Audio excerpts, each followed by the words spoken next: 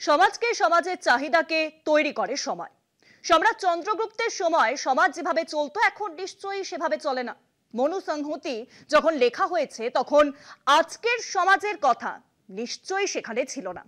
কিন্তু বিজেপি কি একথা বোঝে, নাকি সব বুঝেও ধর্মের শাক দিয়ে ভোটের মাছ ঢাকে?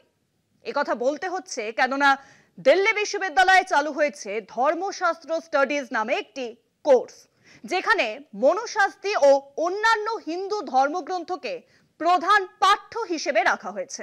মনুস্মৃতি কিন্তু নারী ও নিম্নবর্ণের মানুষের প্রতি বৈষম্যমূলক মনোভাব প্রকাশ করে, তবুও একে কেন পাঠ্য তালিকায় আনা হলো? শিক্ষাকে কি জোর করে সরানো হচ্ছে যুক্তি ও মানবিকতার পথ থেকে? ধর্মীয় এজেন্ডা চাপিয়ে দিয়ে এসব উদ্যোগ কি জাতপাত ও ধর্মীয় বিভাজনকেই প্রশ্রয় দিচ্ছে না? শিক্ষা কি তবে আর নিরপেক্ষ থাকবে না?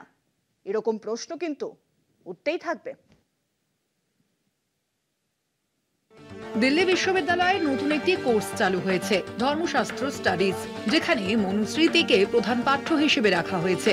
শিক্ষার্থীদের শেখানো হবে কিভাবে বর্ণ ও জাতিভিত্তিক সমাজ ব্যবস্থা সমাজকে সংগঠিত করে, বিবাহ কিভাবে সভ্য সমাজ গড়ে তোলে এবং ধর্ম কিভাবে নৈতিক আচরণ নিয়ন্ত্রণ করে। এই পাঠ্যক্রমে রয়েছে রামায়ণ, মহাভারত, পুরাণ, কৌটিল্যর অর্থশাস্ত্র, আপস্তম্ভ ও বৌধায়ন, ধর্মসূত্র, নারদ ও যাজ্ঞবল্ক্য স্মৃতিও। পাঠ্যক্রমটি বর্তমানে স্নাতক স্তরে চালু হয়েছে এবং 4টি ইউনিটে বিভক্ত। বিষয়গুলো হলো ধর্মের ধারণা, ধর্মশাস্ত্র, ব্যবহার বা প্রাচীন আইন এবং প্রায়শ্চিত্ত। যারা সংস্কৃতে দক্ষ তারা এই কোর্সে ভর্তি হতে পারবেন।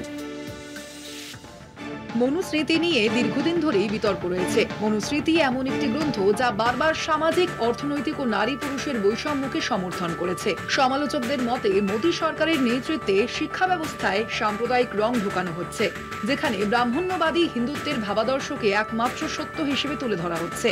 এই পাঠ্যক্রমে মনুস্মৃতি বা ধর্মশাস্ত্রের সমালোচনামূলক আলোচনার সুযোগ নেই।